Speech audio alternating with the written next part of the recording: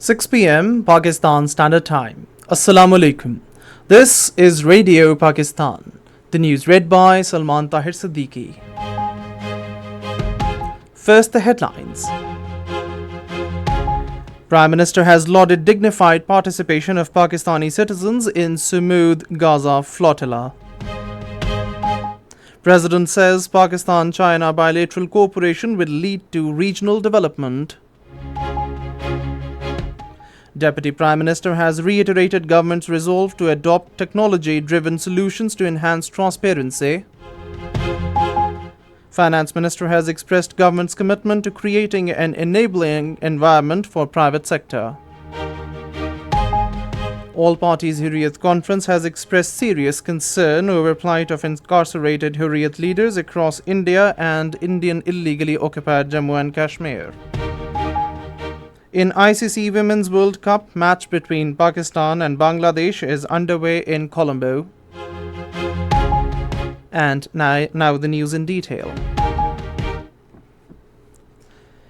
Prime Minister Shehbaz Sharif has lauded the dignified participation of Pakistani citizens in the Smooth Gaza flotilla. In a statement on X today, he acknowledged the contributions of Mushtaq Ahmad Khan, Mazhar Saeed Shah, Wahaj Ahmed, Dr. Usama Riaz Sahib, Ismail Khan, Sayyid Aziz Nizami and Fahad Ishtiaq, who took part in this significant humanitarian relief mission. The Prime Minister said this initiative reflects the peaceful aspirations of the Pakistani people, their commitment to justice and their enduring spirit of compassion for those in need. He reaffirmed his government's support for the principles of respect for human life, safe passage and the unimpeded delivery of aid.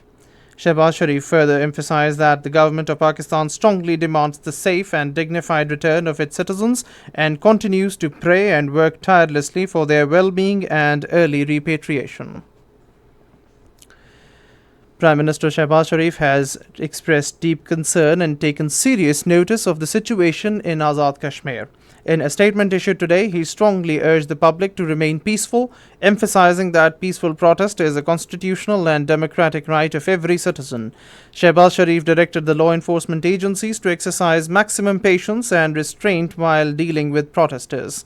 He reaffirmed the government's commitment to addressing the concerns of their Kashmiri brothers, stating that it stands ready to resolve their issues. To facilitate a peaceful resolution of the matter at the government level, the Prime Minister announced the expansion of the negotiation committee. Prime Minister Shehbaz Sharif also announced that he will personally oversee the negotiation process upon his return to the country. President Asif Ali Zardari has said Pakistan and China are iron brothers and their bilateral cooperation in China-Pakistan Economic Corridor will lead to the development of the entire region. In an interview with China Global Television Network, he said China and Pakistan are all-weather friends with a shared future. He said collaboration between the two brothers has now reached to space as China is supporting Pakistan in aerospace sector as well. The president termed CPEC as the great futuristic concept and flagship project of Chinese President Xi Jinping's Belt and Road Initiative. He said the successful implementation of CPEC will help entire region to progress and enhance connectivity. Acting President Syed Yusuf Raza Gilani says Pakistan's economy is moving towards stability and new opportunities for trade and investment are opening up. Addressing the Pakistan Business Summit in Peshawar today, he said both local and international investors are showing confidence in Pakistan as the government continues its efforts to ensure a secure and supportive environment for business. Speaking about Pakistan's struggle against terrorism and extremism, the acting president said that when dialogue failed, the government was left with no choice but to take firm action. Yusuf Raza Gilani expressed hope that Afghan soil would never be used against Pakistan. He reaffirmed Pakistan's commitment to maintaining constructive relations with Afghanistan as well as with all neighboring countries including China, Russia and Iran. Minister for Finance and Revenue, Mohammad Aurangzeb, has emphasized that the government's role is to ensure macroeconomic stability, introduce structural reforms, and provide the right ecosystem for business and investment in the country. Addressing Pakistan Business Summit in Peshawar today, he underlined the government's commitment to creating an enabling environment for the private sector to lead Pakistan's economic growth. The minister also highlighted a significant improvement in remittances, which reached $38 billion last year and are projected to grow to $41 to $43 billion during the current fiscal year. Deputy Prime Minister Ishaq Dar has reiterated the government's resolve to adopt technology-driven solutions that enhance transparency and conserve valuable public resources. He was chairing a follow-up meeting of the High-Level Committee on Tampered and Confiscated Vehicles in Islamabad today. The Federal Board of Revenue gave a detailed presentation on the proposed online and e-auction module for non-customs paid vehicles aimed at ensuring greater transparency, efficiency and fairness in the disposal process. The newly appointed German ambassador to Pakistan, Aina Leppel, called on Deputy Prime Minister and Foreign Minister Ishaq Dar in Islamabad today. During the meeting, Ishaq Dar stressed the importance of strengthening bilateral political, trade and investment ties, climate action, skilled labor mobility, defense and education cooperation. He wished the German ambassador a successful tenure in Pakistan. This is Radio Pakistan. Chairperson Benazir Income Support Program Rubina Khalid has urged provincial governments to continue playing their positive role and further strengthening the BISP initiative. Addressing a news conference in Islamabad today, she said BISP is a transparent and digital program and its credibility is acknowledged globally. She said 10 million families across Pakistan are currently benefiting from this mega initiative. She said over 17 million children are registered in the BISP's Kafalat program and 216 billion rupees have been spent on child education under the remarkable initiative. Rubina Khalid said 3.6 million women are taking advantage from Benazir Nashonoma program under BISP. Chairman Prime Minister's Youth Program Rana Mashood Ahmad Khan says the government has taken a number of initiatives for empowerment of youth through skill development.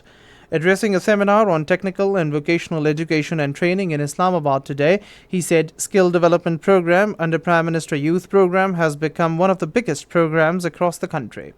Rana Mashood Ahmad Khan said over 600,000 youngsters have got themselves registered on the Digital Youth Hub portal so far. The All Parties Hurriyat Conference has expressed serious concern over the plight of illegally detained Hurriyat leaders and activists languishing in various jails across India and Indian illegally occupied Jammu and Kashmir. According to Kashmir Media Service, APHC spokesman Advocate Abdul Rashid Minhas, in a statement issued in Srinagar, condemned the inhumane treatment being meted out to Kashmiri political prisoners by jail authorities. The spokesman said that while the world observes the International Day of Non-Violence today, such observances hold little meaning for the people of Jammu and Kashmir, where the Indian government under Narendra Modi continues to commit war crimes and human rights violations with impunity. In the ICC Women's ODI World Cup against Pakistan in Colombo, Bangladesh, chasing a victory target of 130 runs, were 5 for no loss in 2 overs a short while ago. Batting first, Pakistan scored 129 runs for all out in 38.3 overs. 20 more Palestinians have been martyred in latest Israeli attacks on Gaza.